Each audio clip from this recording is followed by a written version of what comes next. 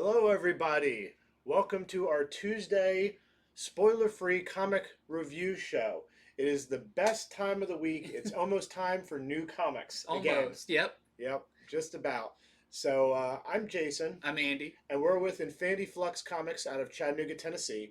Every week, after we have all the comics bagged and boarded and get them ready for all of our customers, we divide them up. We read pretty much all the issues that we think are sort of the hottest ones that people are going to want to know about.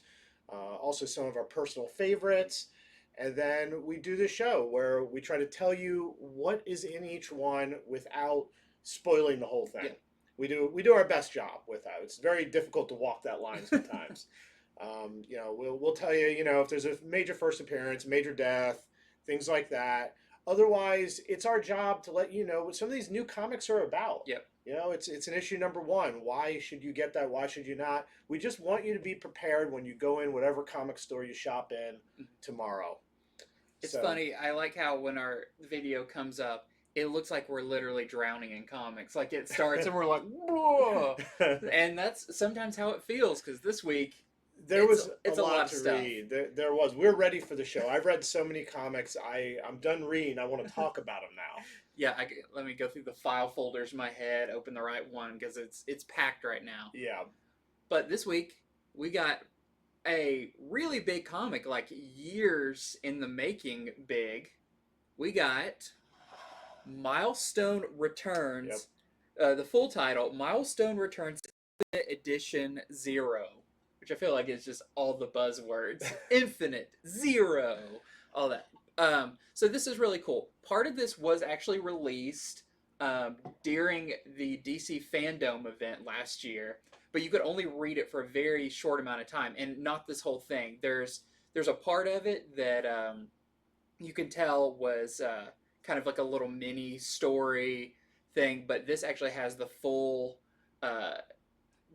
thing in it, where you get a really good idea of where the Milestone universe is going to be going, because this is booting up the whole universe once again, making it a little easier for new readers to step into it. I feel like this gives a lot of older readers who are big fans of the Milestone universe before some assurance that this is in capable hands, because a lot of it is creators that worked on it in the past.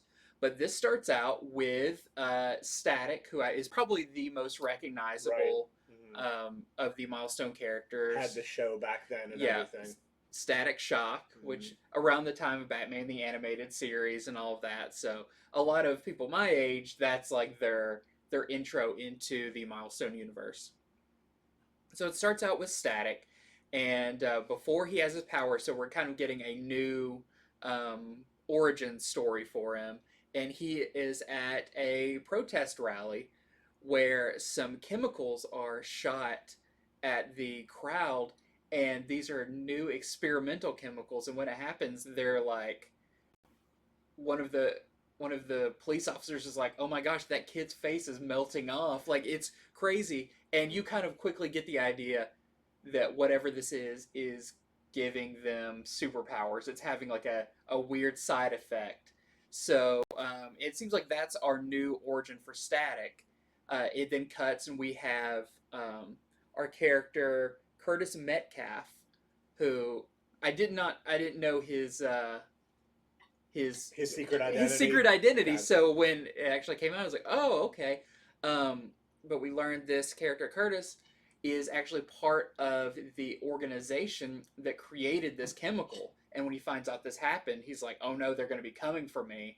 But he didn't really know that was the side effect, and he's not too happy with it. You find out that this is hardware. Okay. And so it kind of sets up this key moment, and then out of that comes our introduction to each of the characters. So we have Icon and Rocket. Icon's in it? Okay. I like Icon. Icon's really cool, and his kind of story is interesting because he has Rocket, who's like his younger sidekick, right. And their story is he's actually got these like monitors. He's monitoring stuff all over the world, and there's a new vigilante out in the cities, and you can't tell, but it apparently is the first appearance of this new vigilante character, which looks really cool. It's like a mix of like Spawn and Batman. You got and a little bit of like a Spider-Man 2099 in there, but it's really cool. And she's like, "This is kind of weird. You're like spying on people," and he's like, "Well, this is what I have to do to like protect everybody." And so through those, we see a couple other stories that I believe we're going to be getting a lot more of.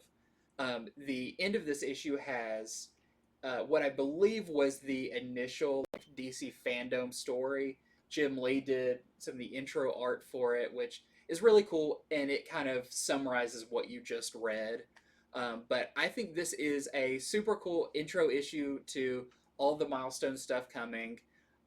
It's good for people who maybe haven't maybe heard some of the names of the characters but aren't super familiar with the world, because recent years, recent as in the past, 10 years, DC has tried to work, Static and Icon into the main DC universe. Right. It doesn't feel like that is this. This feels like it is the separate universe. There's no mention of Justice League or Superman.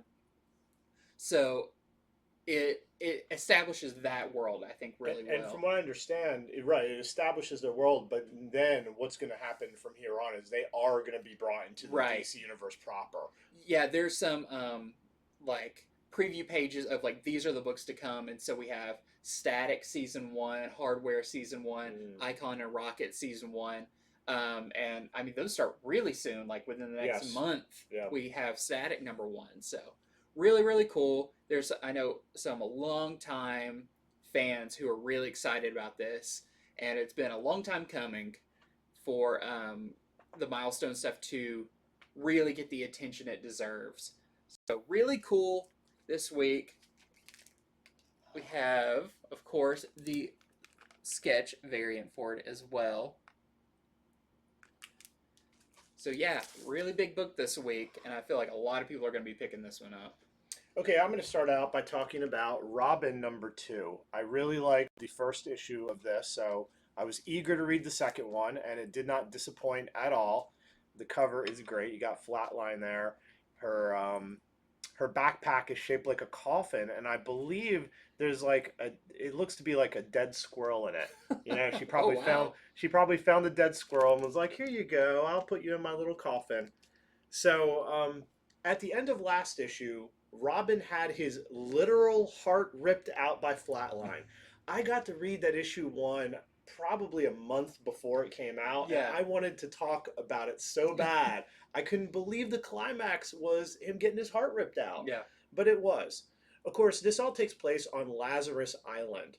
So, with that in mind, no, Robin is not dead. That is not a spoiler to say. It was not a one-shot story. Expecting that he is dead. But here's the thing I will say. There are consequences to what he did. It's not like, oh, he's not dead and everything's fine.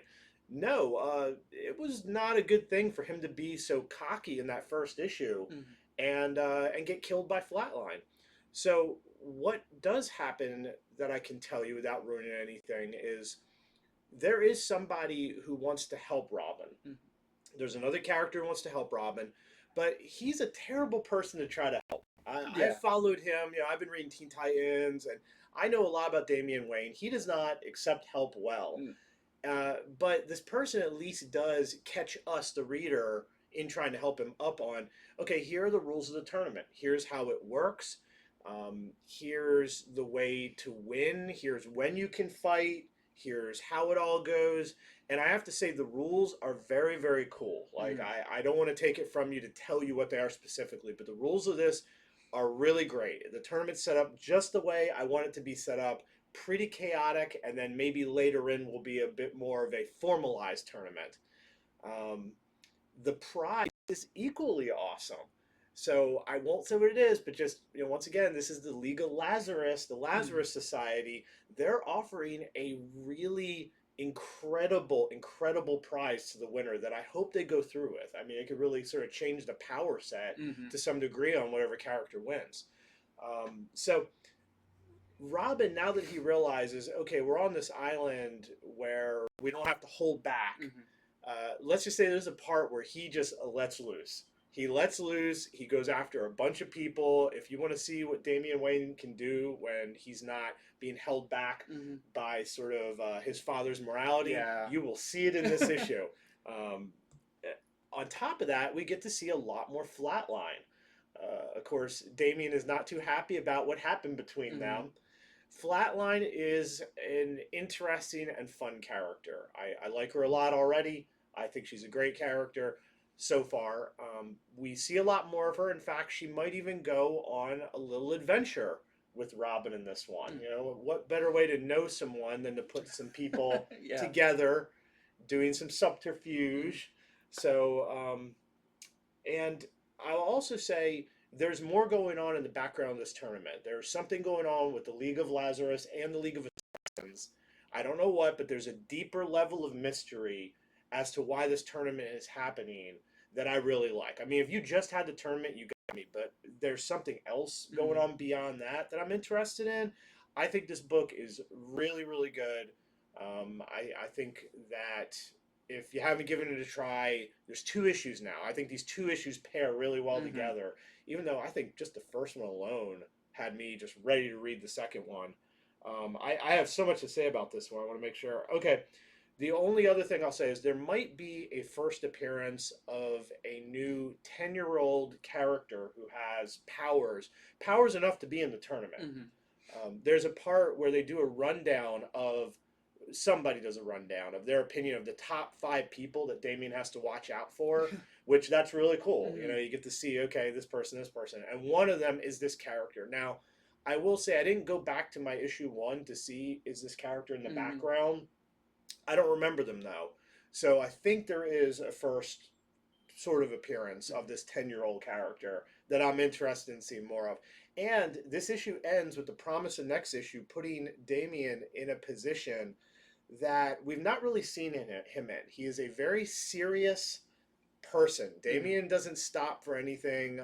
He's very focused, sort of angry, serious, wanting to prove himself. Well, he's going to have to be doing something completely not that way in issue number 2. You'll see at the end, or issue 3. You'll see at the end of this one. It has this awesome variant by Francis Manipal. Doing a lot with just a few colors there. So.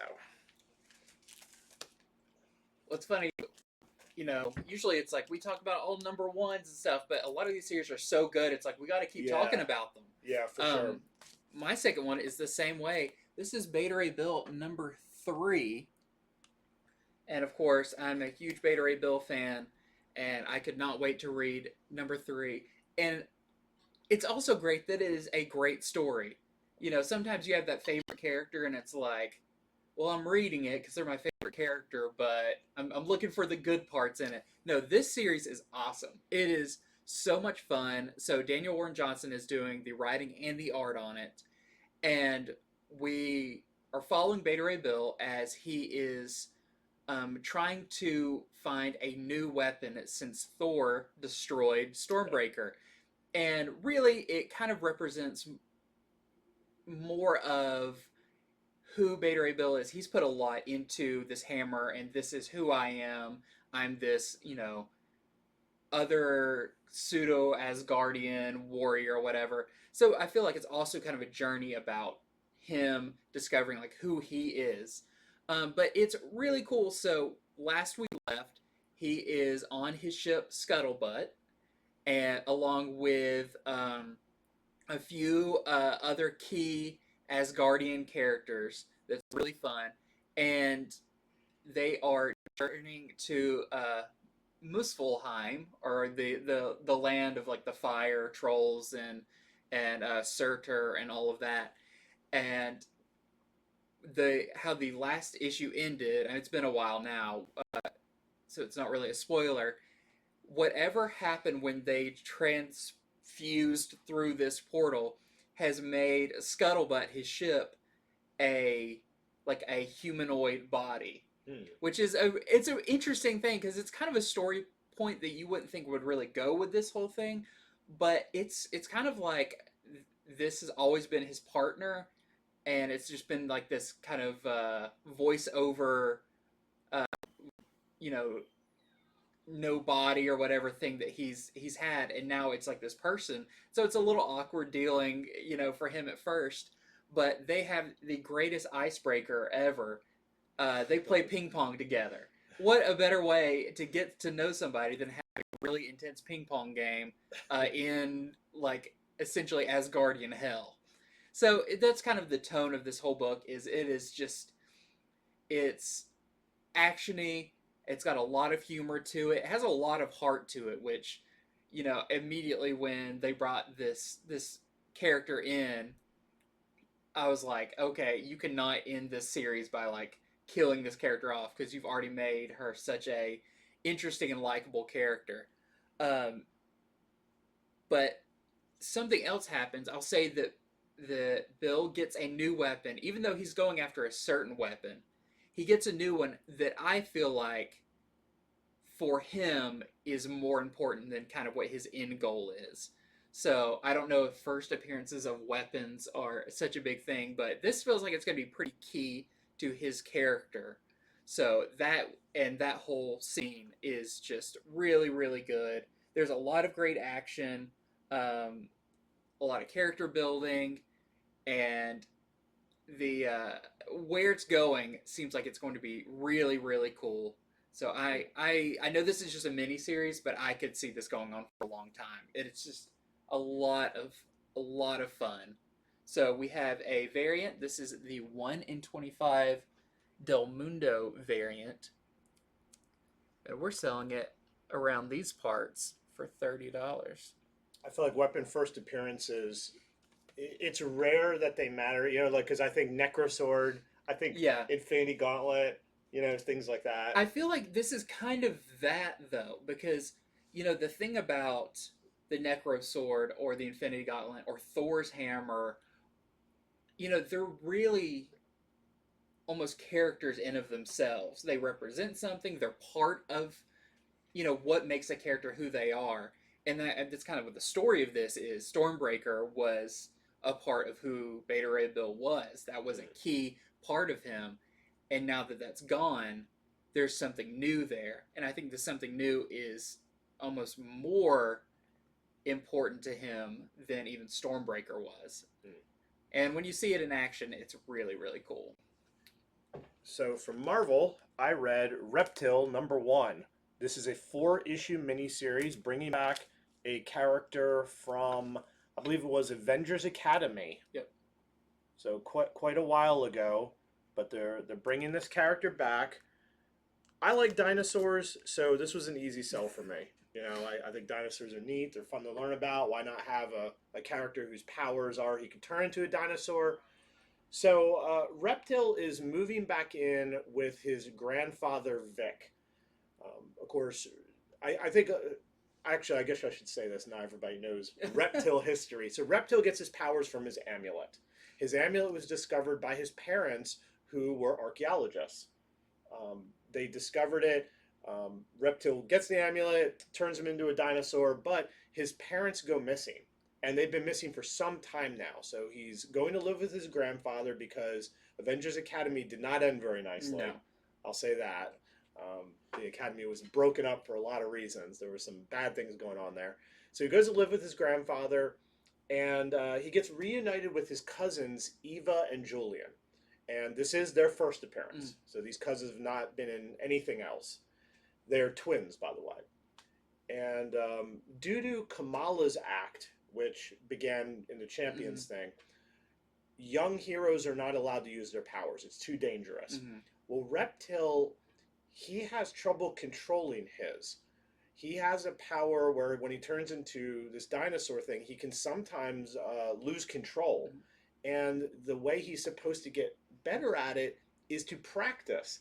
So in essence, this law has made it where he's not allowed to practice. So he's not doing it, but at the same time, he's frightened that it's just going to happen. Somebody's going to push him the wrong way. Something's going to go on. So that's some of what this has to do with. This also has to do with the family dealing with the fact that his parents are gone. The grandfather is treating them like they're dead forever. The grandfather is certain of it, actually, or he at least has decided he's certain of it. Whereas Reptil's not. Reptil's like, there's no bodies. I believe my parents could still be alive. So there's some sort of heartfelt moments with that. So later in, this is very much a setup issue. Reptil and his cousins, they're kind of out and about, and they get attacked by a new villain who also has sort of some dinosaur-like powers. And this is the first appearance of this new villain. The villain, of course, is after Reptil's amulet for certain reasons, claiming he isn't using it right and isn't using it to the full extent of its powers. So that's interesting. The other thing I'll say, because I can't spoil it, but I do want to make it clear, one of the new characters in this, one of the new non-villain characters, has powers that were surprising. I mean, it comes out of nowhere. It's like, what? This character has powers? And it seems like not even they knew. And I think this might make this book at least a little bit of a spec book. Because here, a lot of times people like to spec on characters, like side characters who have powers. Yeah. Like the other week we had America Chavez #3, where it's like, oh, you meet Catalina Chavez, and she has all these powers. Well, now everybody's seeking that book. Yeah. Well, in Reptil, one of the other characters displays powers out of nowhere. They don't seem to just get them then. It seems like they had them and didn't know about them.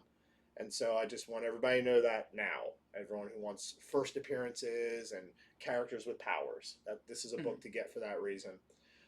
In the end, the villain makes Reptil an offer for some information that would really change his life in order for him to get the amulet. I'm not saying the decision's made. I'm not telling you what that is. But an offer is made that leaves you going, what is he going to do? And that's where the issue kind of ends. I liked it. I got to read a preview of this several weeks ago, and I read over my notes, and I remember liking it, and my notes were like, yep, this is a lot better than I thought it would be. So that's Reptil #1. Is it a mini-series? It is. It's just a 4-parter is all it is, so there's not a ton of it. It has this really awesome Del Mundo variant. Half man, half extinct. Del Mundo just has really good variant concepts. Yeah. As I have one I'm going to show at the end of the show that I think is even better than this, and I think this one's really good. So look for that in your store. This is open order, should be cover price, and there is a 1 in 25 Sousa variant that we are selling to our pull box people for $35. So that's one to look out for. I can't wait to see if it's weird when first appearances happen and people with new powers. Sometimes they like spike, and other times, nobody talks about it. It all has to do with shows like ours and other shows. Which ones do we pick up on? But you heard it here first, hopefully. And people can let us know in the comments.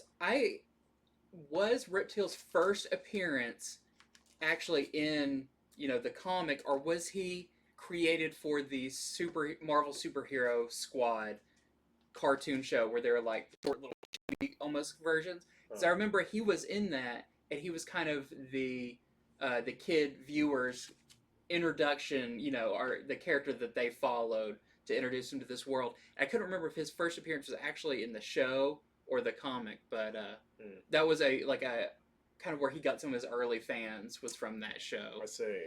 But pretty cool. So one, I'm not gonna speak on long because if you're on it, you're on it.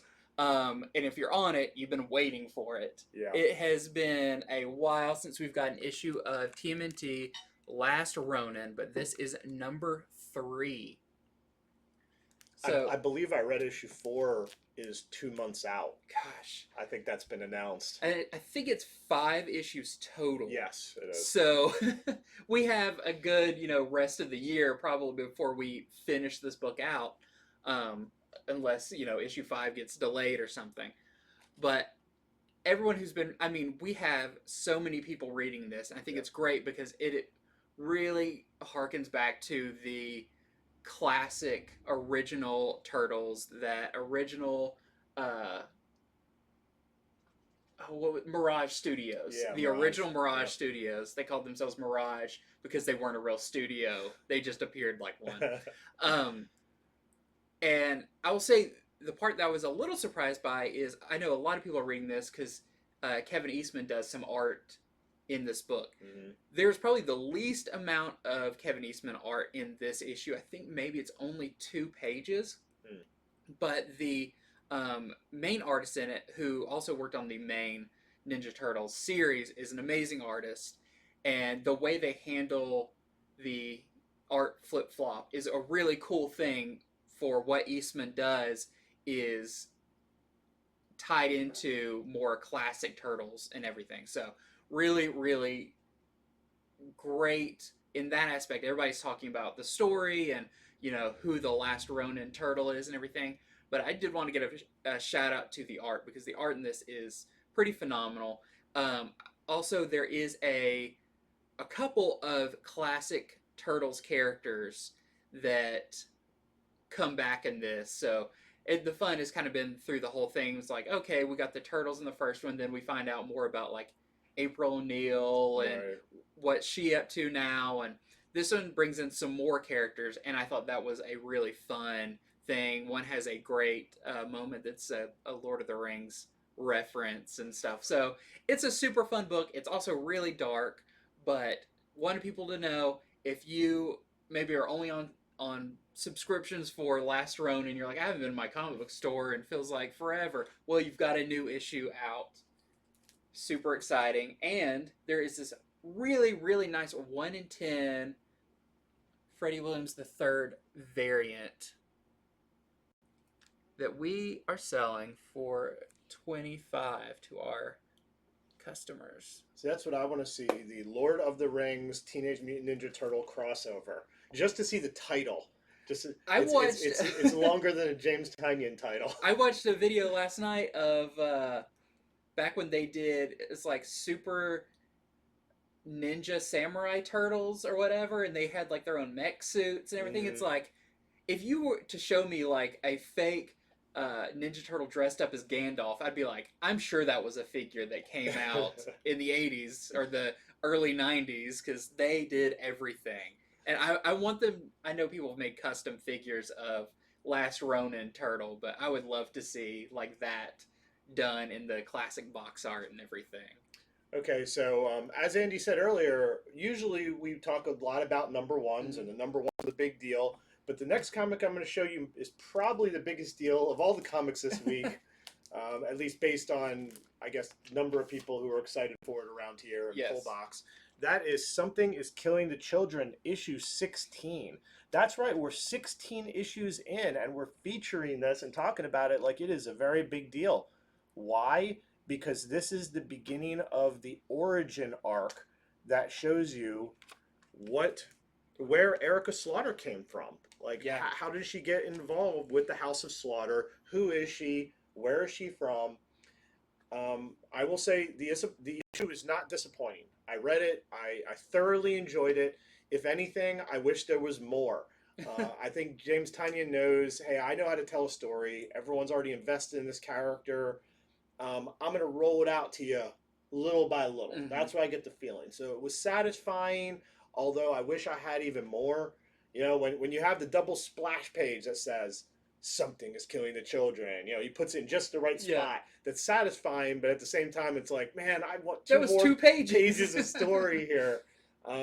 It's good, though. So this is Erica's origin story, and I can't spoil what happens, but you know, where did she come from? Who is she? What, you know, does she have family? Where's her family? How did she get involved with the House of Slaughter? That all pretty much gets revealed in this issue. Most of the details, not all of them. There is the first appearance of a new major character from her past.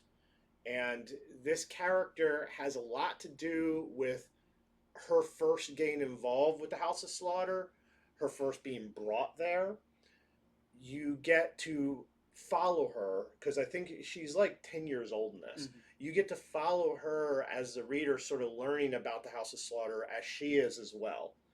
And one thing I'll say is there are a lot of rules to the house. We haven't even got them all yet. We've gotten some of the rules to the house.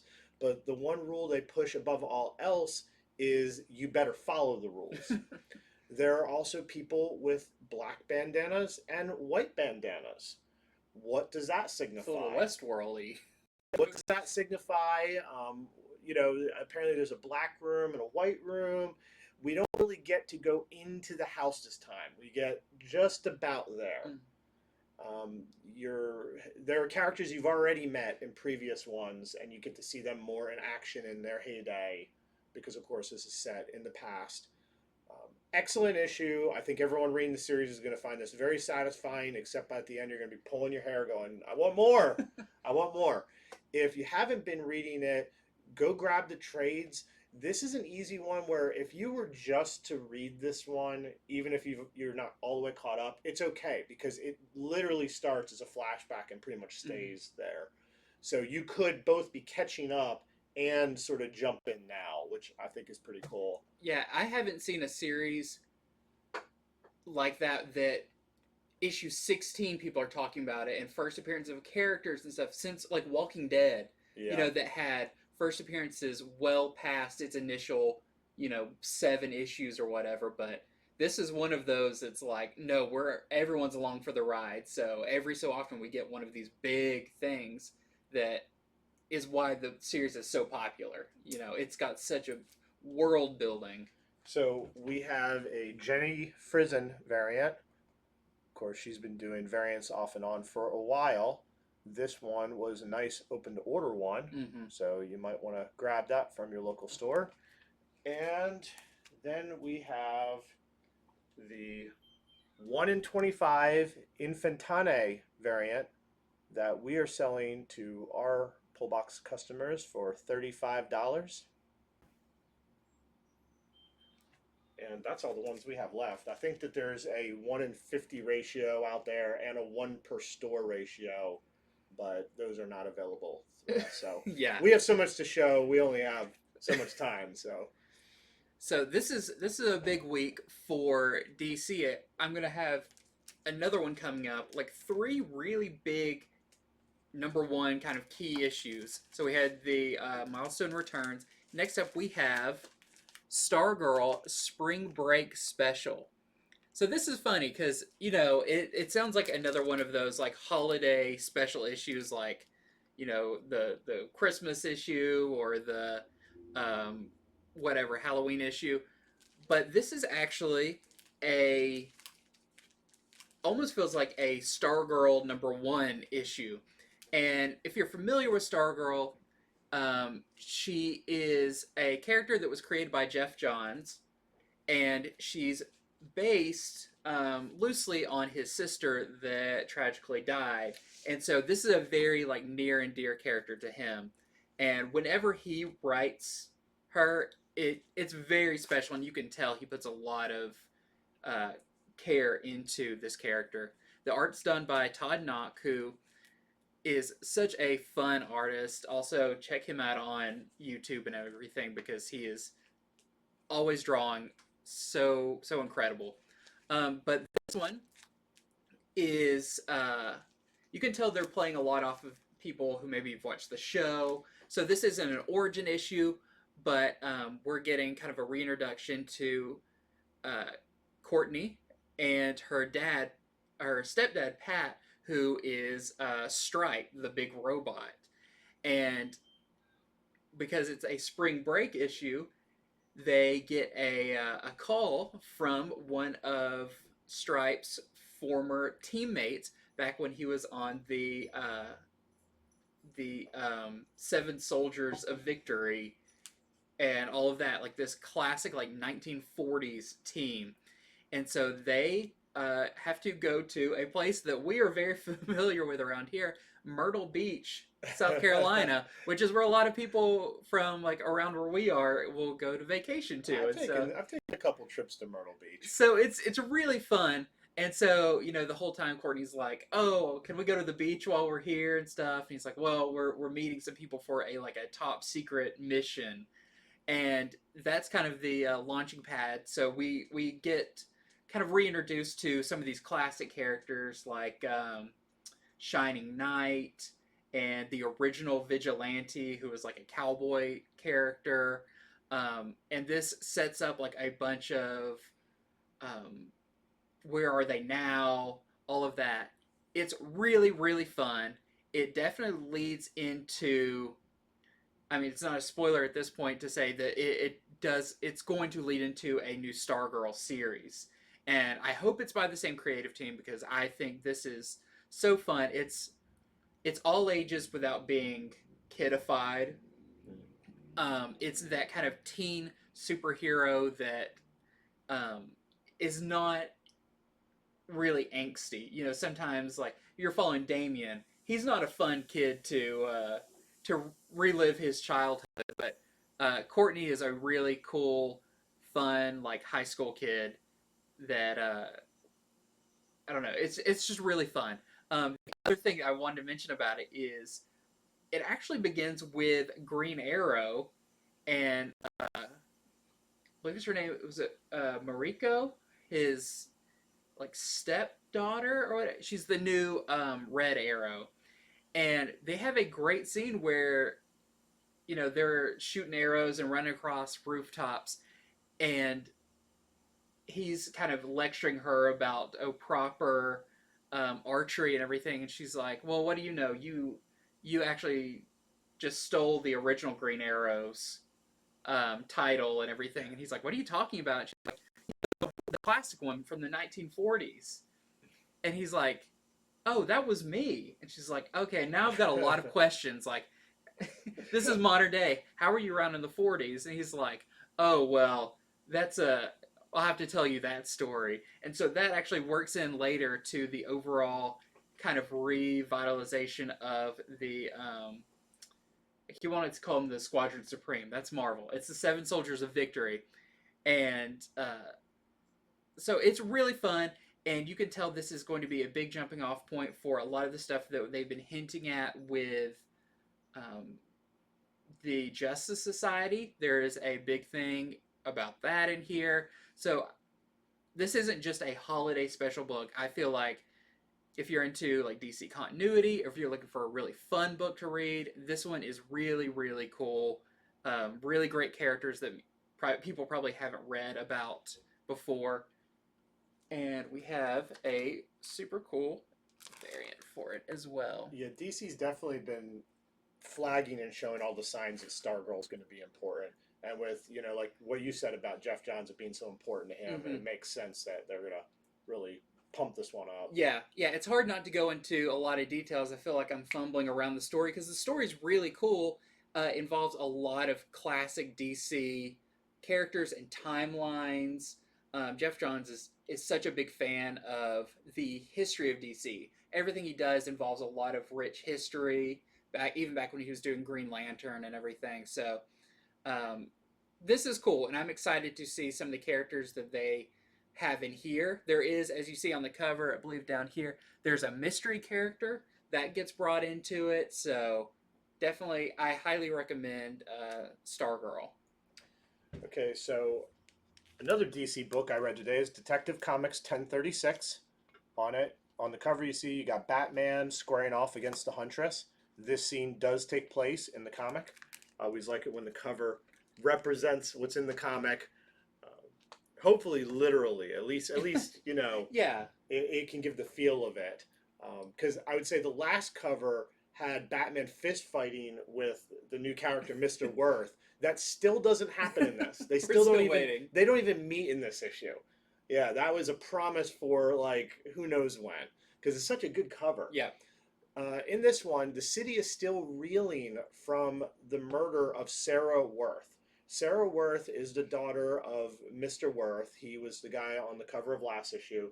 He's a very large gentleman, like big, tough, bulky, large.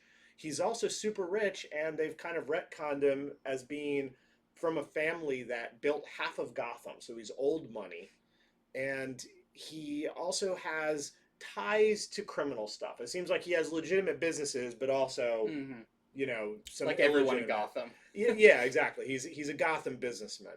So his daughter, they found her murdered last issue, and some in last issue and some in this issue, at different points, both Batman and Bruce Wayne, I know they're the same person, but hear the rest of the sentence, are seen in a compromising position to make it seem like maybe they had something to do with the killing. So the police are after Batman, somebody's after Bruce Wayne, they want answers.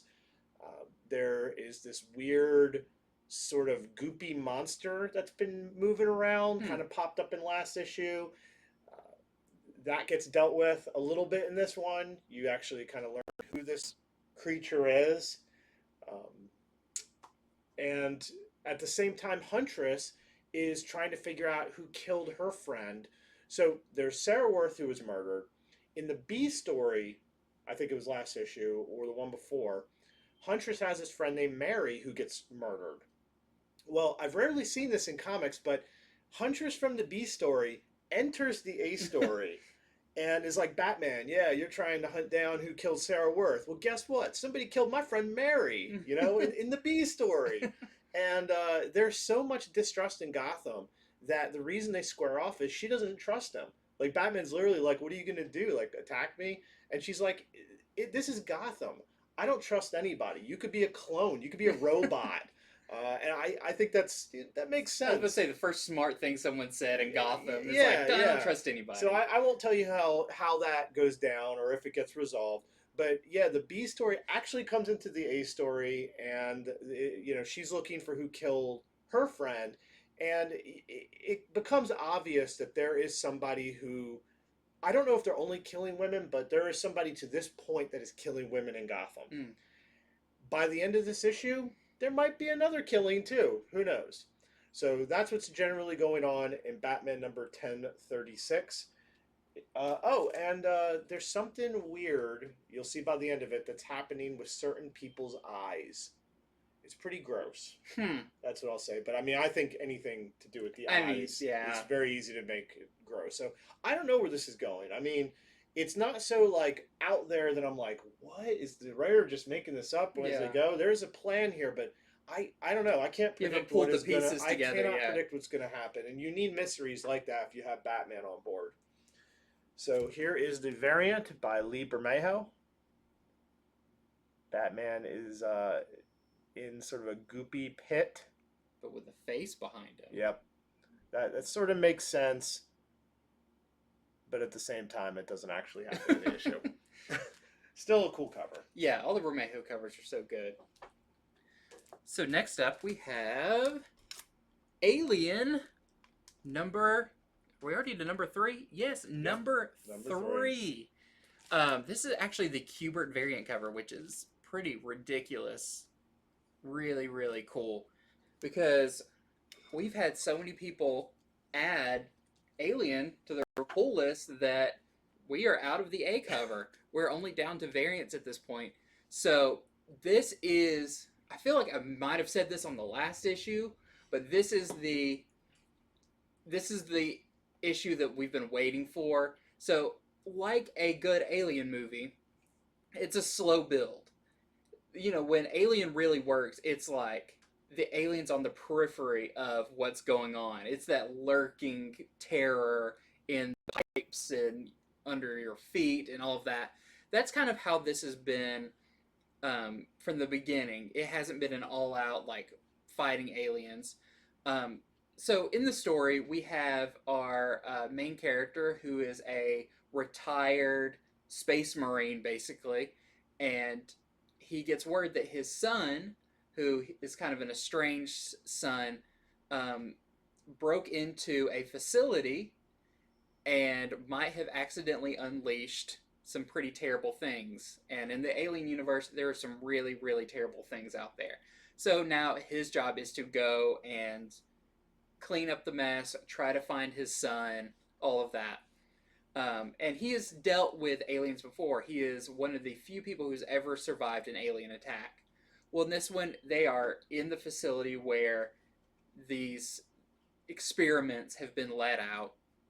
And it's really cool. This is when we get like our first like human versus alien. Like they're in the same room.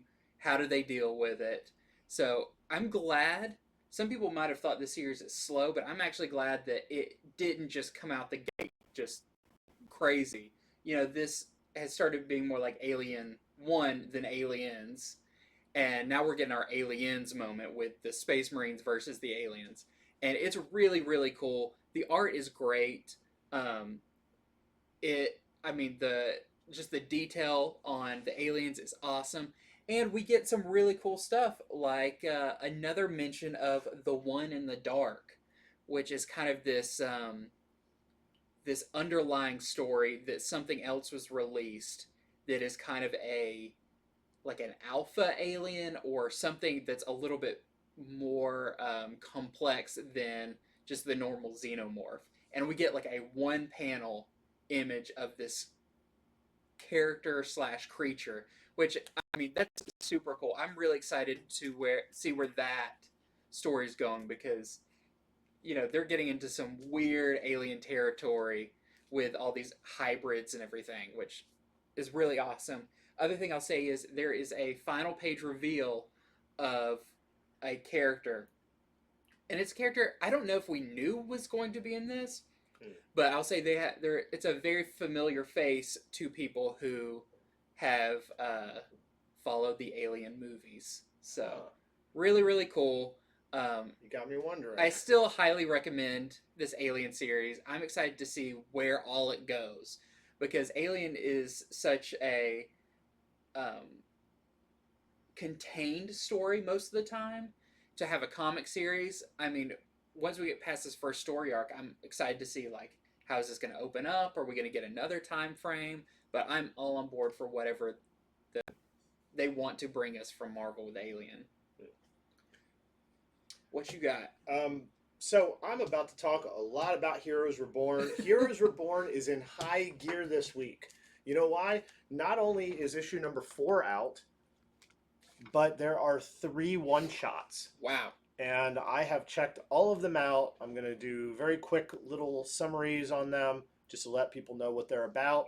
Because, when it comes to these events and them having all of these one-shots, sometimes people can't afford them all or don't want them all. So I'd rather go ahead and tell people, here's what this one's about, here's what that one's about, and let you decide which ones you want. So I wish all the time I've been buying comics before I own this store. I wish somebody had told me, yes, you don't have to read. No, you don't need that one. Correct. Yeah, or a little summary. This stuff just gets pushed out so fast they don't have time to really do it. So Heroes Reborn number 4. That's the first one I'm going to talk about. I already talked about on a previous show about how awesome it was. I got to read a preview of it.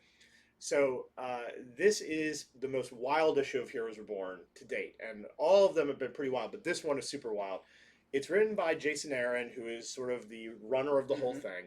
The art is by James Stokoe, who does that crazy, awesome, detailed, sort of almost indie, in-your-face art. And the plot revolves around Rocket Raccoon is hired by multiple sources, people who don't even get along, to kill Dr. Spectrum.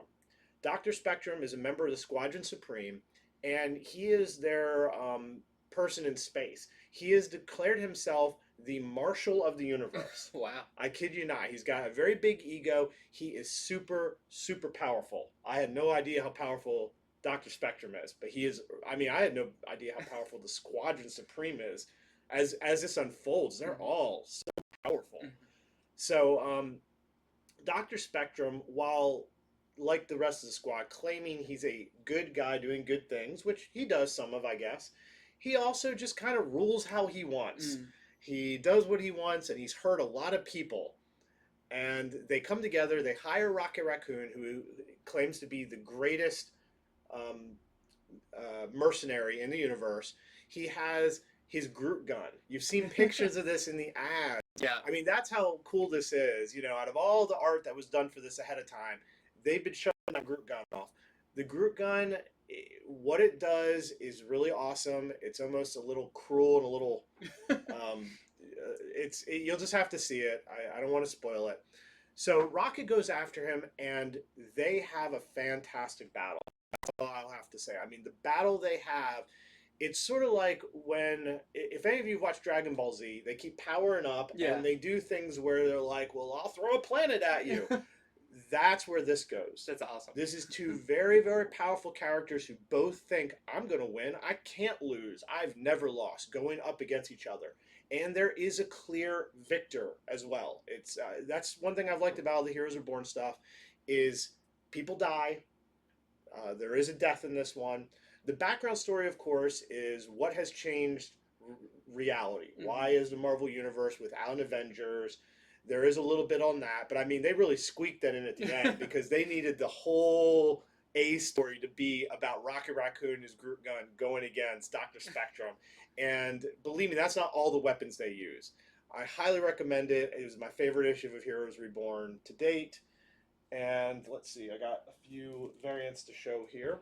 Here is the Dr. Spectrum trading card variant. We have the John Tyler Christopher action figure variant. And we have the Carnero Stormbreakers variant. There's also a 1 in 25 Medina variant that we are selling for $15 with the Squadron on there. Okay, so next up, we have, I'll just leave this here. We have Young Squadron #1. I think this is the one that we had the most pre-orders of all the one-shots. These one-shots, they made a really good choice with these. So in the past, Marvel, a lot of times when an event's going on, they're like, let's have a 3-parter. Mm-hmm. And by the 3rd issue, everyone's falling off because the event itself's almost over. With this, they're like, no, let's do one-shots, but let's make them 40 pages.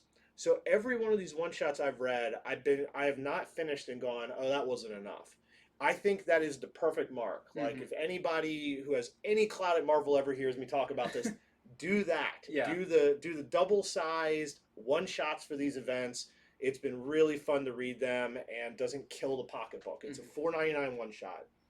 So in the Young Squadron, it shows you the origin of Sam Alexander, who is Kid Spectrum, Kamala Khan, who is Girl Power, and it shows how she gets that name and all. She didn't actually name herself.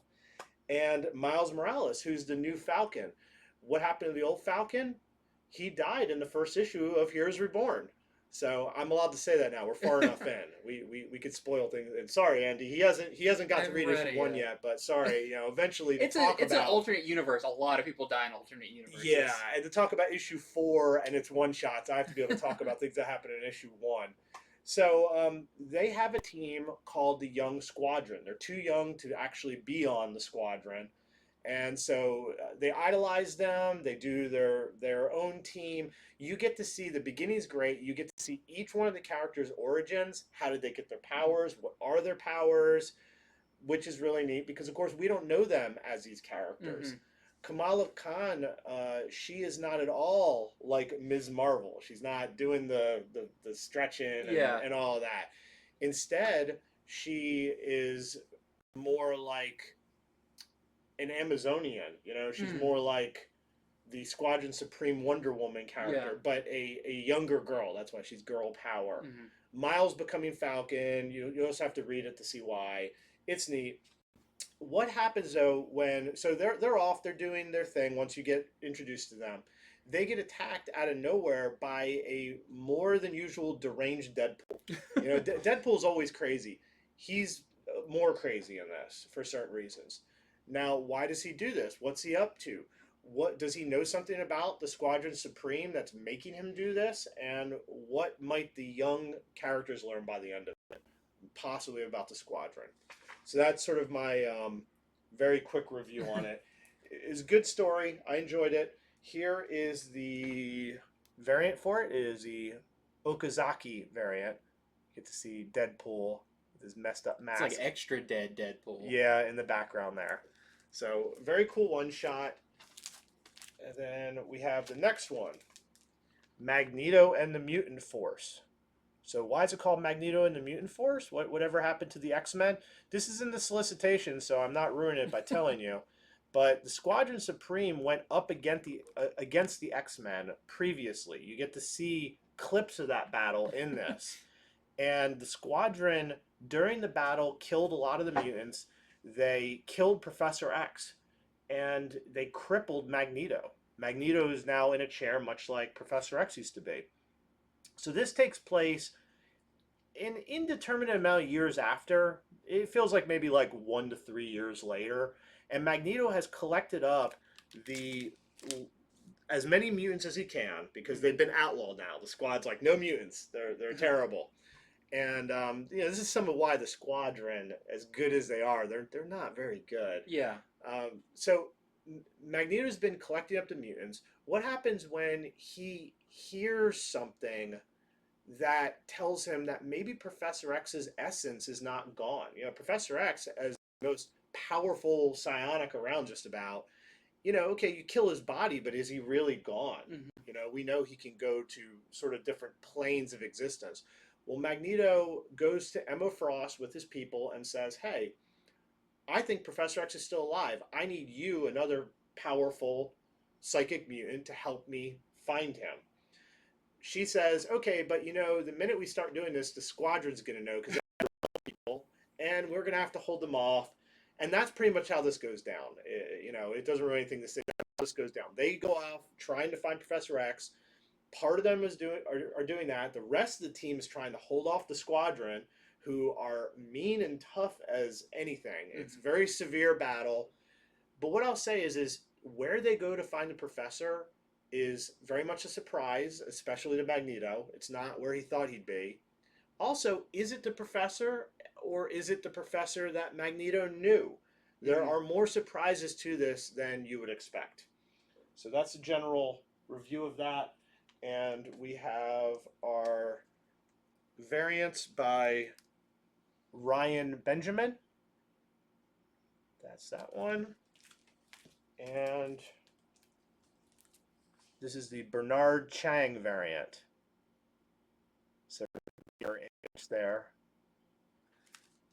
All right. And then lastly, one more. Yes, we have Heroes Reborn, the Siege Society. So this one doesn't take place in the US. This one takes place over in Europe. Nighthawk had a falling out with Hyperion, and he's still a part of the Squadron Supreme, but he just determined, you know what, I'm going to go do the Squadron Supreme Europe. I'm going to lead that team. I'll come over when you need me, but I'm doing my own thing. You do your thing in the US.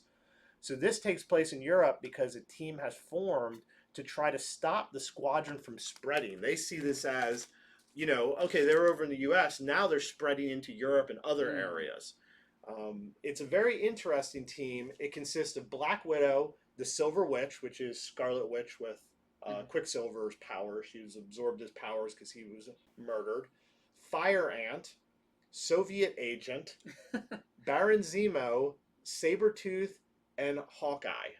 So a very different team. This is a very battle-centric issue. So they're attacking the base of Nighthawk, and there's a lot of characters who people will know, or mashups, that you get to see, you get introduced to briefly, and there's a whole lot of fighting as this team tries to beat down Nighthawk. Now, Nighthawk is the team's Batman. So picture a team made of these characters trying to go into the Batcave and beat up Batman and his forces. That is an almost impossible mission, and you'll just have to read it to see how it all turns out. Probably real well. It's probably just he lays down the welcome mat for it. I cannot say. But I will say one side clearly wins. This variant is by Ferriera. See the Siege Society on there. So that's the weekly roundup of Heroes Reborn. I don't think we'll have that many any other week. I think this was the week where they really pushed out a lot of the one-shots. Yeah, because we don't have too many issues left of the main series. Just two issues. It's a weekly series, so it's over in 2 weeks. I know we have Weapon X. The one with Wolverine and Sasquatch. It's not the Final Flight? Final Flight, yep. Yeah. It's Weapon X and Final Flight, but I don't think there's a whole lot of other one-shots. No. So, but they're fun, and so, a week when you have to walk in your store, you're already getting the main one, maybe, and then it's like you got 3 more one-shots, which are all $4.99 for 40-page comics. Not bad. But maybe you don't want them all. Now you know a little bit about each one. Yeah, really cool. So, I don't have a whole lot to say on this one as well, just because we are getting up in numbers. This is for number 9 of Department of Truth, but still one of the most exciting books on the shelf. This has gotten a lot of people who maybe don't necessarily read comics. they've heard about this. This is kind of a for the people who don't always want the superheroes, this is crazy and is such a good recommendation to people like that. So that could have been a Vertigo book. Oh, easily. Back in the day, it would have been something like that because it's got that dark edge. Mm-hmm. It's still a fun book, but fun in like, what are they going to be exploring this week type thing. And so we kind of had at the end of the first arc, we had an artist change, and we kind of explored some other areas of the Department of Truth world. And now we are back. We have Cole back, our protagonist, and so through his entire life, he's had these nightmares, these visions of this star-faced monster. And, how does that relate to this Department of Truth, this department that is all about manipulating the minds of the populace to stop certain things from coming to be. The if something is believed in enough, it kind of manifests, and so they're trying to handle that and sway people's beliefs to get things to exist or not exist. And then we were introduced to the Black Hats, which first we thought Department of Truth is the good guys, and then we get introduced to the Black Hats, and we're like, oh, they're the bad guys. But now we're starting to wonder, I mean, truthfully, probably neither of them are too right, but who's the lesser of the two evils? Well, in this one, we kind of learn about that relationship between the wealthy and these departments, and what they're actually trying to do, and what maybe they've been trying to do with our main character for longer than he's even known. This has a lot to do with like subliminal messaging and a lot of those things that we were always told about. They're advertising you through flashes of things. Well, we see a lot of that. A lot of the new character we were introduced to in the previous issue. But something I'm also really excited about is the next issue of this, we're getting into Bigfoot. So, super excited about that story arc. This kind of sets that up a little bit. But I know a lot of people are going to be in tomorrow really excited about the new issue of Department of Truth. This one actually has 2 variants this week. This is the Michael Avon Oming variant, which is super cool. We were talking about it earlier. Meg and I were talking about it. Is this the first time we've actually got the main characters on a cover? Other than Oswald, who was kind of on one, but it's more of like a photograph of an actual thing. This is one of the first time we actually got some of our protagonists on a cover. Yeah. So, really cool one there. And then this one is so cool. The homage to My Neighbor Totoro and that star-faced man. Super creepy, but really, really great. One of the biggest books coming out right now, for sure. All right, so I read the first issue of Blue Flame. So many of you might have heard of this indie book a little more than you would hear of other indie books, because Vault has been just screaming from the rooftops that this is going to be a great book, that they believe in it. They've compared it to other really big books in the past. So we got an email directly from them, way back, just being like, don't miss this one because this story is bigger than just a superhero story. So I read the first issue of it. I can't remember if this is going to be a mini series, but I read the first issue of it, and I have to say I'm fairly impressed so far. So let me tell you a little bit about it. It is definitely set in its own universe, and so it's done in, the story's being told in 3 different time periods so far that I can see. There is one time period where the Blue Flame, that that is his superhero identity. During the day, he works as an HVAC mechanic, working on air conditioning units and things of that sort. And at night, he's superheroing with his team, the Night Brigade. Another time period seems to be set in the past, but so far it's indeterminate on how far in the past. Like, it's his past, but we just don't know how much yet. Mm-hmm. There was a lot to unpack in it, though. It could be a second reading. I might gather more Mm-hmm. on that. But the third story, which is really interesting, it seems to be set a little bit in the future. The blue flames in space, and he gets constricted by some aliens, conscripted by some aliens to help them judge if humanity should continue or not. Mm. So, you're reading this, you're like, this is neat, superheroes, he's part of this group. Oh, you get some past, and then all of a sudden it's like, oh, wow, you're getting very highbrow here. Mm-hmm. Now you're talking about a lot of morality things, and if humanity is ultimately good, if humanity is ultimately evil, and it almost seems like it's happening together, these timelines. Like maybe what's happening with these aliens may possibly feed into he's like looking over his life Mm. and what's happened and what he's seen. Let me get back to the aliens. In the sort of, I'll call the present timeline, he's hanging out with the Night Force or the Night Brigade, and it's really cool because we get introduced to each of them, and each of them is sort of uh, not an analog this time. It's not like, oh, well, there's the Batman and there's Mm-hmm. this. They're their own characters. They have aspects that you could go, that reminds me of someone, but they feel fleshed out. The team feels like they know each other. They have relationships amongst the team that you already start being able to guess at and understand, even in the first issue. But they go to do this photo op, and something terrible happens at it, like a tragedy, like something we would read about in our news and be like, oh man, that's awful. Mm-hmm. That's terrible.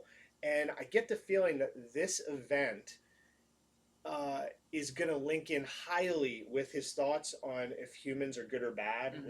with the aliens. So it's one of these stories where yes, the people are superheroes, but it's more about the human elements to them. It's more of a device to tell a larger story. I could tell that there is a large story building in this, one that's too big for me to see to really relate it to you in any way other than it was an enjoyable read. There's a lot going on, a lot more that's going to happen, and this might end up being one that I think about for years to come. Mm-hmm. But I don't know. Solid first issue, but you're just gonna have to wait and see. Yeah. A lot of the things I've read that are really good after the first issue of the first time I read it, I was like, that's cool, but I don't know. Mm-hmm. It's only in issue 3 or 4 that I'm like, okay, wow, this is a big scope of a story. Mm-hmm. This has the whiff of that, but I'm not sure yet. Mm-hmm. I'm not sure. I've also read stories where the first issue feels that way, and then by issue 3, I'm like, I don't know, kind of veered off. So I think it's a cool first issue. I would love to hear what other people have to say about it. So that's my review of Blue Flame #1. We've got a few variants here. Let's see. This is the Daniel Rocketeer homage variant. See, all the covers make it look like it's very superhero based. Yeah, that's the feeling I get. There's something much bigger going on in this. They're playing around with the hero mythos in this is what they're doing. And then this is the Yoshitana variant. Yeah, very superhero vibes. A little bit of like little like classic Buck Rogers type heroing in that. And then we have the 1 in 15 pace variant that we are selling for $15. Really interesting one. I'm very interested to read the next issue. And I'm probably going to reread the first one again, too. Yeah, I'll be interested to hear, too, if other stores are even getting this. It's... they're building up their catalog. Yeah. But it's still, from these smaller companies, places aren't ordering a lot from them. Vault has some clout, but not, Mm-hmm. They're not Image or Boom or anything yet. Yeah, I'm sure if we saw the numbers on how many of these are actually printed, it's way lower than your any of your DC or Marvel books. Right. So, speaking of DC books, here's one that I was really, really surprised how much I liked. And, nothing against any of the characters or any of the creators. I was just didn't know what to expect, and I really like this. So this is Mr. Miracle, the Source of Freedom. I believe this is about Shiloh Norman, and I believe his we got some of him in Future State. I believe it was in the Superman. It was one of the Superman backup story had the with backup him. story with him. I believe it's the same writer. It is a different artist. The writer is Brandon Easton, and the art is by Fido Osio, and the colors are actually by Rico Renzi, who I know decently well. Super nice guy. But so this is interesting because we're all used to scot-free Mr. Miracle. When we read this, it's not necessarily clear, like, if he's, you know, I'm sure this is the main continuity, but you're like, why is there a new Mr. Miracle? Right. It's really so. Whereas Scott Free is definitely more superhero and more like New Gods based. Mm-hmm. This one doesn't quite have that same clout. So Shiloh Norman is just a professional escape artist. He gets his money from like pay-per-view events of jumping out of planes while chained up, and how's he going to get out of it, and the whole world's watching type thing. But even still, it's kind of alluded he's not making a ton of money doing it. Well, his producer or whatever comes to him, and's like, look, like, your sales are all right, but this is not going to last. You know, your staying power is not as good. You basically have two options. One, you can either become a superhero. You can basically take up the jobs that aren't big enough, or that are a little too small for Superman in Metropolis. They're basically like based out of Metropolis. So the minor, the muggings, the stuff that maybe Superman's too occupied with space aliens or something for.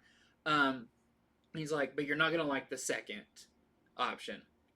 And he's like, well, what is? And he's like, the second option is, I think people would back you more and be more invested if you took your mask off. And we learned that he's got this deep-seated, like, I don't want to reveal who I am. And that goes into a lot more of his personal story. And I think that's what I wasn't expecting, is to really feel this kind of, this is not a super traditional superhero story. This is a superhero who's not necessarily comfortable being a hero or even, like, who he is.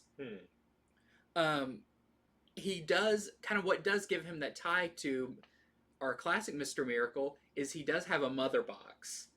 And it's very much like Booster Gold Skeets that floats with him and talks to him in his head. Is kind of sassy, you know.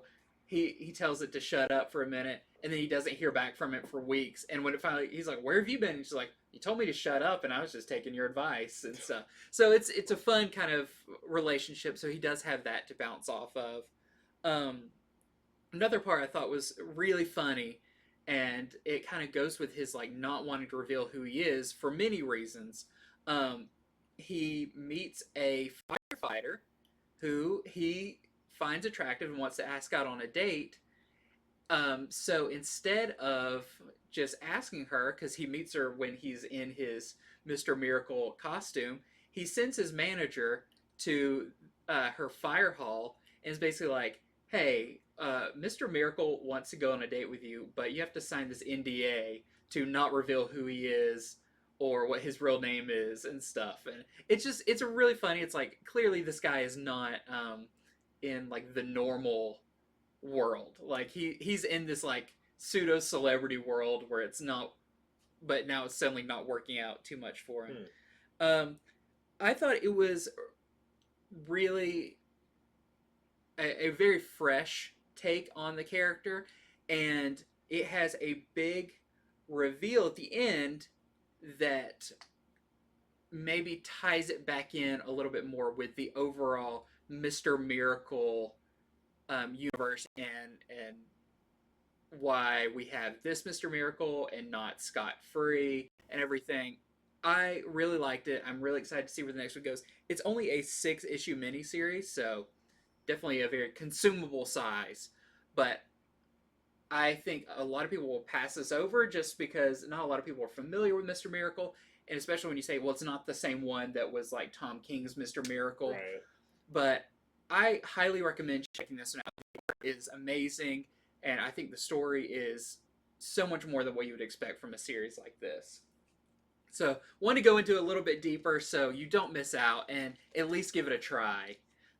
It does have this really, really nice variant cover as well, or you see him as the escape artist. Andy was praising it to me after he read it, I will say. I would, yeah. He finished reading it and right away was like, this is actually really good. Okay, so I read Harley Quinn #3. So in this issue, Harley is trying to have a support group meeting for people who used to work for the Joker. That has become her mission in Gotham, other than trying to help out the Bat family. She has decided she wants to prove that not everyone who ever followed the Joker is bad, and that there's a lot of good in them.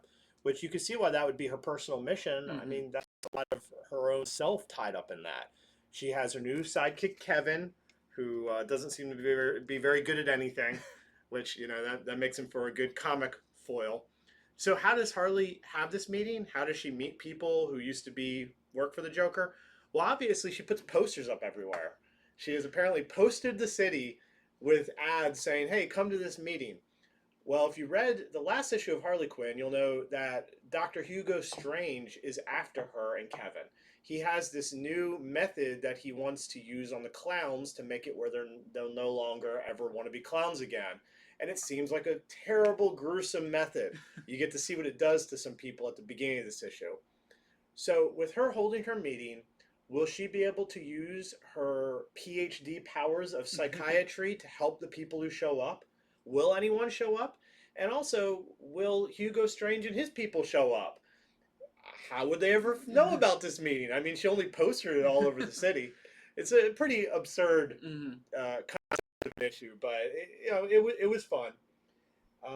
So the other thing I'll say about it is who does Harley meet in the sewers later in the issue?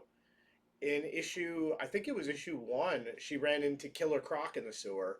Well, there's another character she runs into the sewers, another Batman, sort of fan favorite villain, but this time it's not Killer Croc. You'll just have to read it to see.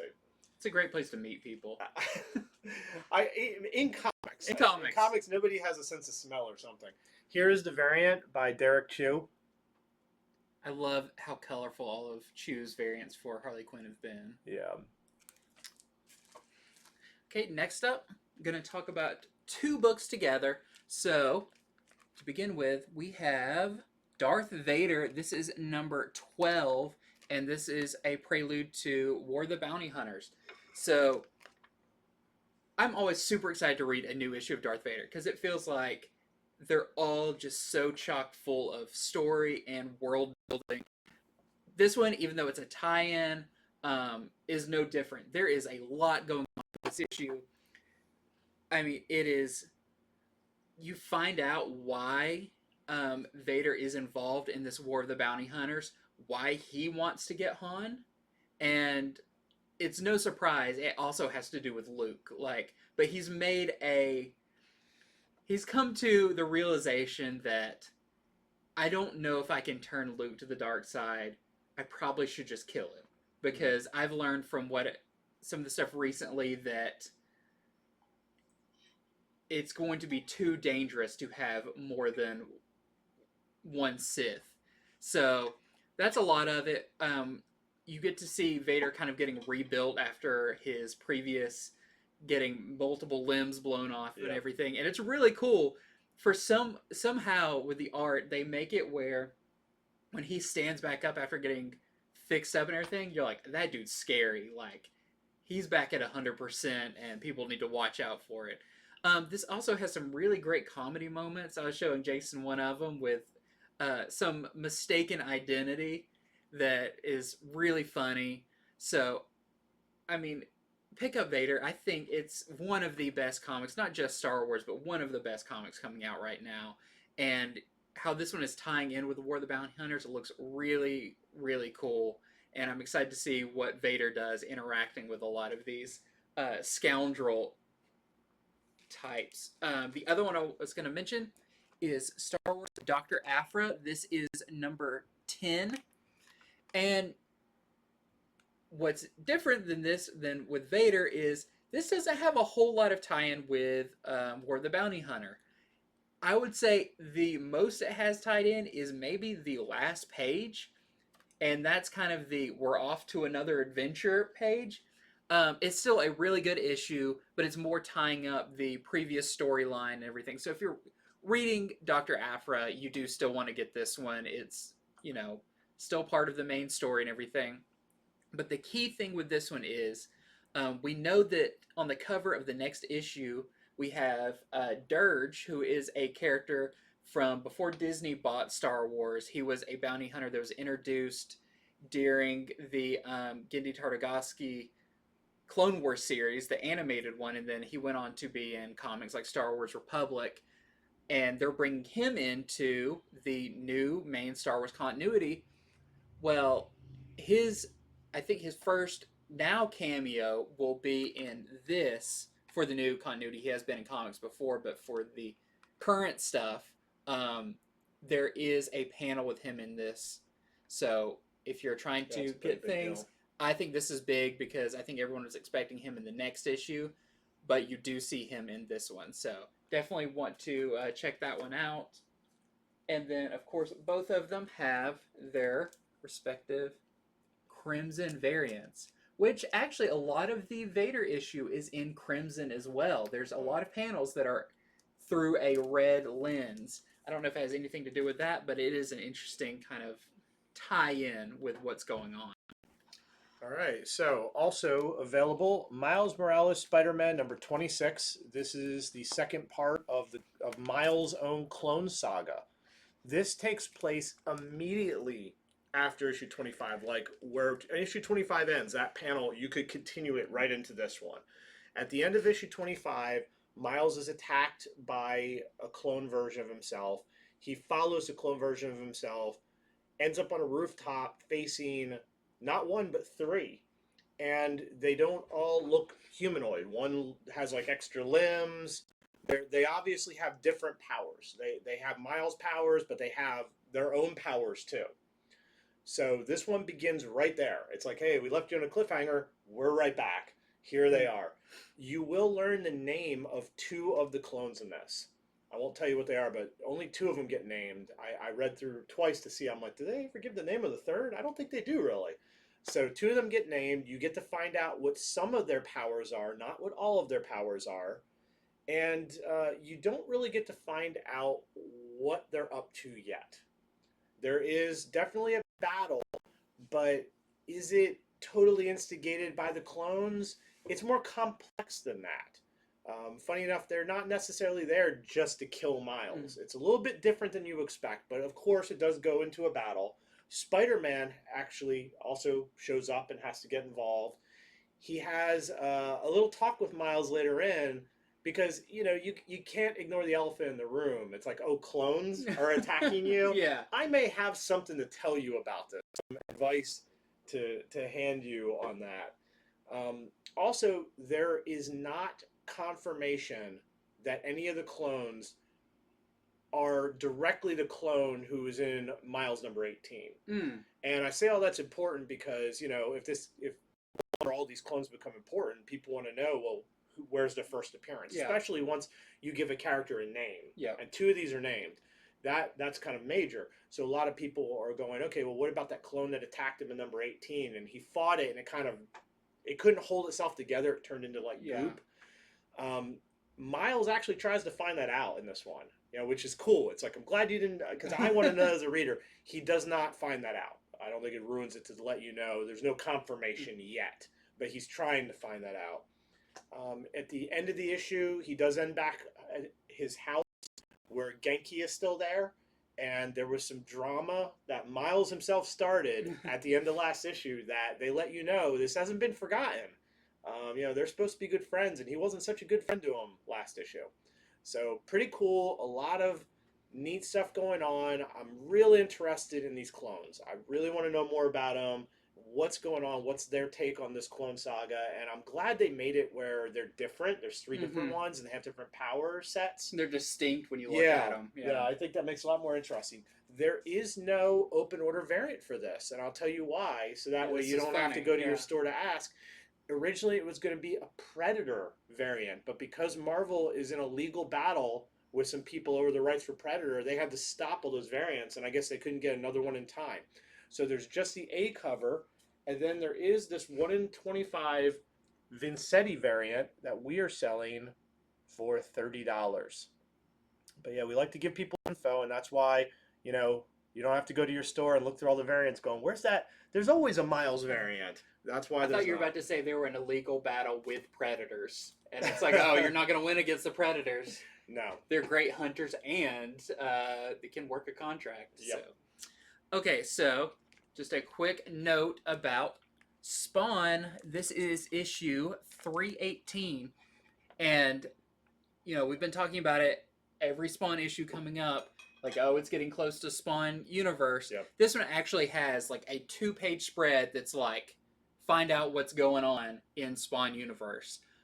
The final order cutoff for Spawn Universe is going to be this week. Yep. We'll be talking about in Comics from the Future on Friday. So if you're trying to get the stuff that's going to lead into Spawn Universe, this is a great one to get because it does. It mentions it. You know, we're finally right there at the cusp of it. And we know we're going to be getting King Spawn. We're going to be getting a lot of really cool stuff coming out of it. And then there's a few variants. We're actually all out of the other ones, but we do have the 1 in 5 McFarlane Capullo variant that we have for $15. Look at that little crown on the building there. Yeah. Mm-hmm. Snuck that in. Okay, so I read Made in Korea #1. I didn't know what to expect of this. So take a good look at the cover. I think this represents the story pretty well in that it is underlyingly creepy. That's what I would say about this issue. I mean, you know, your eyes right away just goes to the one girl and it's like, oh, she looks normal. But look at the robots around her, all the faces. And then you start going, well, why is she surrounded by them? What is she? You know, is she what she seems to look like? I think the cover does a real good job of having the underlying creepiness of this book. I liked it a lot. It has a very Twilight Zone feel. I'm a huge Twilight Zone fan. I've watched all the episodes multiple times. And if the writer of this wasn't influenced by that at all, I would be surprised.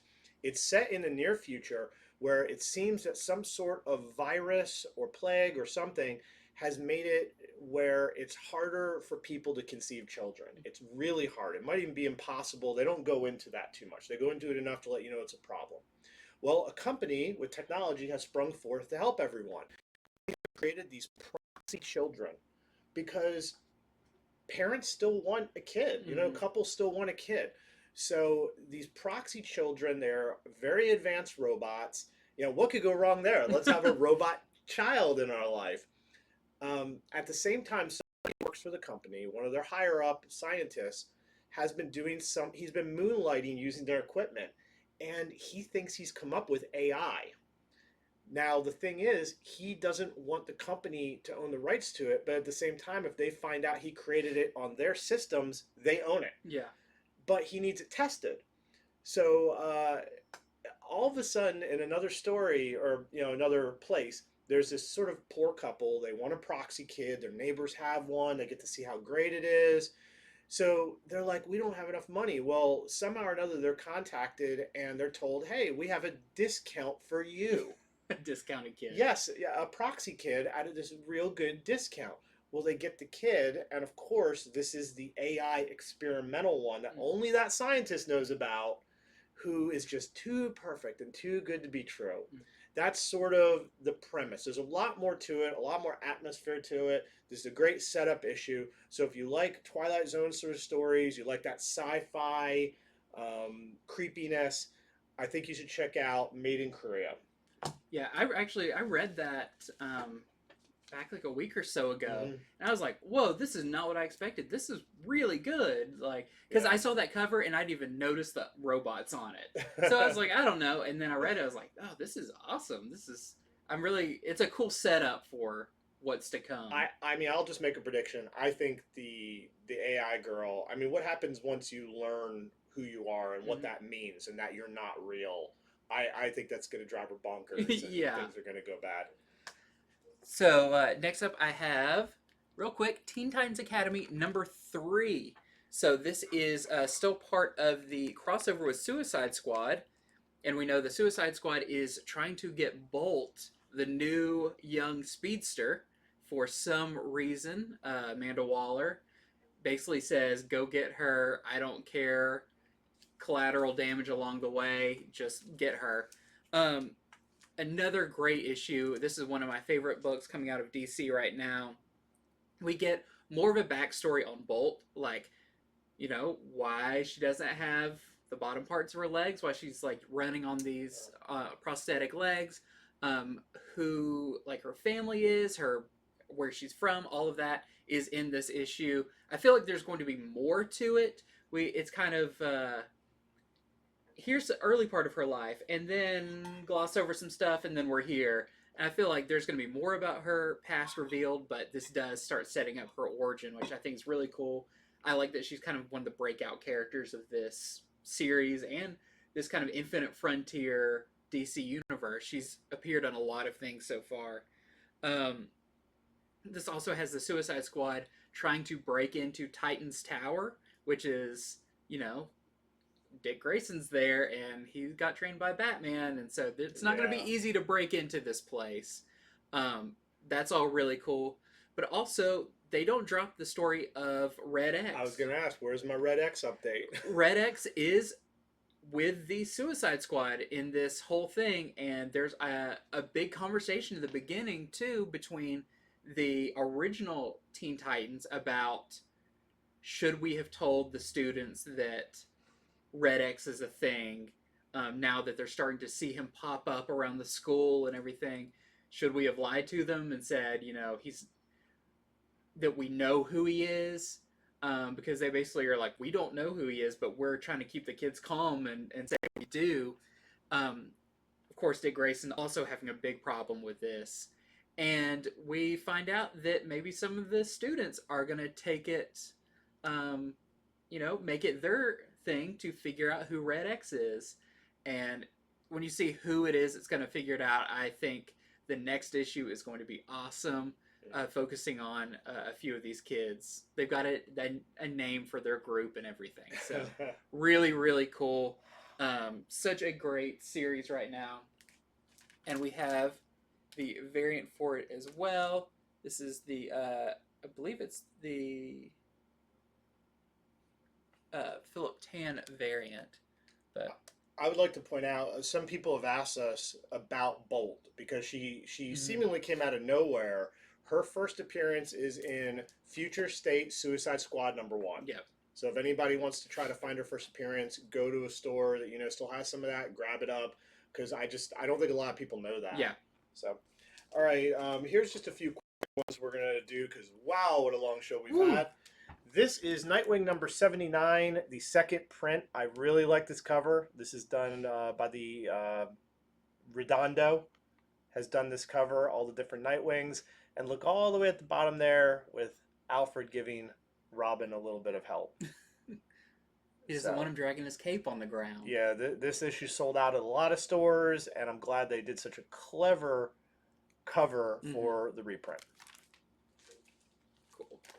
So this is a big one, and I wish I could go into all of the intricate details of it, but the truth is I am not caught up with Black Panther, but this is a really big deal. This is the last issue of Ta-Nehisi Coates' run, that's really redefined the character and brought him back into the forefront, along with the movies and everything. But so we actually didn't get the A cover in. We're waiting for the A cover to come in. It's a little late. It's a little late. Tomorrow, it's a little late. It'll be here, but so show off some of the variants. That is the Peach Momoko variant. That has to be Momoko. We have the Gleason variant. That's the one. I mean, it's not called a webhead, but it's in the style of his webhead variants. Right. It's got that same appeal. I believe this is the RB Silva variant. You know, just replace the Campbell soup cans with Black Panther. That works. There we go. This is the Bustos variant. I believe that's the Stormbreaker. No, this is the Fine Art variant. Yeah, I forget how many different variants there are. There's a lot. I told Andy, I was like, please don't show them all. Just show some of the ones you like the best. It's another cool one. If I'm not mistaken, there's at least 12 variants. I'm just rapid fire. Some really cool ones.